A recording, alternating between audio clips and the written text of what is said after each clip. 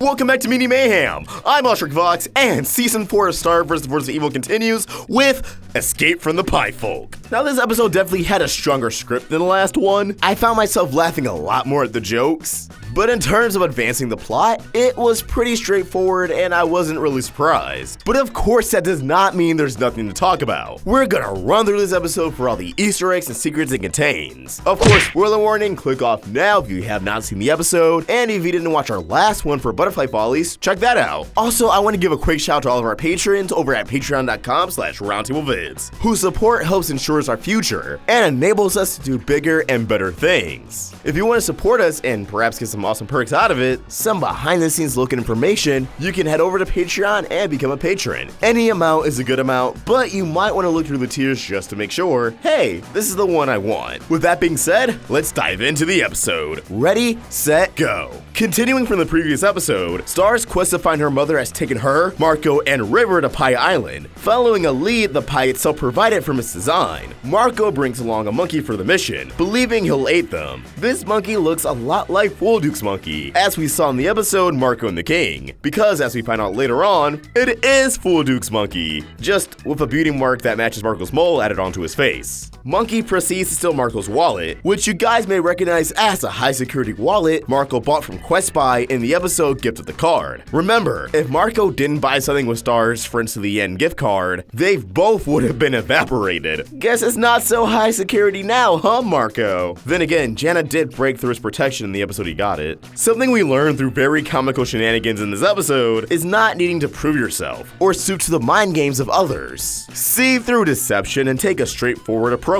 River against the Pie Folk sees him constantly trying to outcon his foes, only to be outdone by them. They make the most progress when they're forward about what they want. Case in point, trying to manipulate a Pie Folk into showing everyone where the pies are made, only to be trapped. Discovering this Pie Folk in particular actually sports another identity entirely, and bids off our heroes. Lucky for them, the cloaked figure who bids 45 billion, 7,000, and 10,412,242 pennies, which is over $10 million, so wow, that's wealthy, winds up being Full Duke. Granted, she reveals it's a bad check, meaning Mr. Consman himself got conned. Full Duke reveals she's actually native to Pie Island. She's visiting alongside Rubariot, who's getting scanned by his wife's parents out of all of his belongings. Full Duke mentions her husband lost everything but the hot air balloon they arrived with, setting up their method of escaping after Claudia gets sick in the episode's climax. Also, Full Duke, originating from Pie Island, whose inhabitants are conmen, fleshes out her character a lot more and her actions in King Ludo. Her and Ruberia staging an argument to get Ludo's key off of him. Full Duke is used to scamming people because it's what she grew up with. God, I love this show. Unfortunately, Full Duke also reveals the Pie Folk have been baking the exact same pies as Moons for generations. And it's a moth, not a butterfly.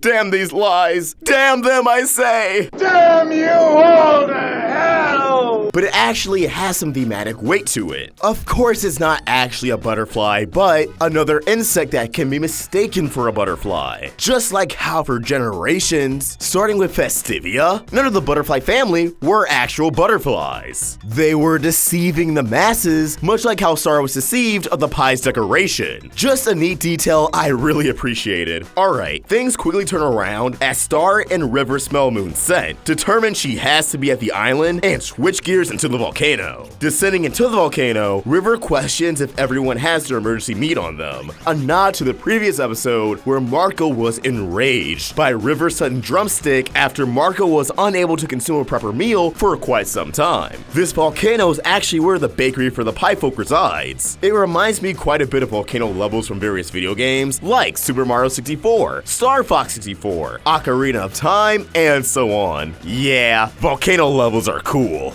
These literal mud pies are being transformed into delicious commodity with the use of magic by the one and only Queen Moon. She's finally been found. If the melody she hums sounds familiar, it's the same one Star briefly recited during the episode Into the Wand. Even though it's never mentioned in the episode, it is very fitting for Moon to wind up here, as we know her mother, Comet Butterfly, was made for her excellent baking skills, specifically her pies, as shown in the book book of spells. Although all of this makes sense very soon. After changing into more disguises, Star and Marco attempt to infiltrate the bakery, and can I just point out, I feel like some of these bakers are definitely one of those cases of the storyboarders drawing themselves and their crewmates into the episode. Like, some of these pie folk look way too, normal compared to the average folk of Muni, even when compared to the rest of their pie crew. One of them definitely looks like crew member Tyler Chen, who was one of the storyboarders for this episode. When the rescue attempt fails, Star is greeted by the conman from earlier, who reveals himself as a third identity, the Pie King, which at this point, I feel like it's worth addressing he's voiced by Tony Hale, who plays Buster Bluth on one of my favorite comedies, Arrested Development. Now, this casting was very much intentional, as Buster actually ends up losing a hand in his heel attack and replaces it with a hook. Listen, Arrested Development is hilarious. Even the Netflix seasons have some merit to them. Go check it out if you want a good laugh, or if you want to see Fetus Michael Cera and Will Arnett. The Pie King reveals that Festivia Butterfly, the queen who Meteor was swapped out with at birth, originated from Pie Island. Festivia was left behind at a pie carnival and abducted by King Shastakan and the Magical High Commission. Hekapoo in particular is depicted in this pie wheel. Festivia was raised by them and eventually became queen, meaning Star and Moon are pie folk by extension, and giving weight to River's coincidental nickname for Moon, Moon Pie. I see what you did there, Nefsy. This also explains why the firstborn sent Moon to this location. It's where she descends from, her motherland. Her lack of memory is likely a result of remaining in the realm of magic for far too long. If a quick trip for Star gave her short-term amnesia, only gaining her memory when reminded of someone close to her she values, Marco, then who knows what it'll take to trigger Moon's memory. Her mom! As Moon decides she wants to stay with the rest of the pie folk, her motif begins to play, a recurring instrumental theme throughout the series and crucial moments related to her character, notably during her fight with Toffee and Star Crushed, or revealing her mother's assassination at the end of Return to Muni. After harmonizing with Star, Moon begins to slowly piece together a fraction of her memory and decides she believes Star and her intentions to be true, fleeing the angry pie folk with the assistance of Rubariot and Full Duke's hot air balloon, Marco having to sacrifice his wallet and giving it to Monkey. Full Duke reveals that the substance within the volcano wasn't lava, but lukewarm tomato juice. Earlier in the episode, a pie folk brutally falls into the lava, so I'm assuming this was a way to have a brutal moment and retroactively face standards and practices. More or less saying, ha, he didn't die. You can't remove it. Off Pie Island and returning to the Kingdom of Muni, Moon remarks that regardless of her memory, she's happy to be with Star. Now, some of Moon's memory being triggered by her harmonizing with Star is actually grounded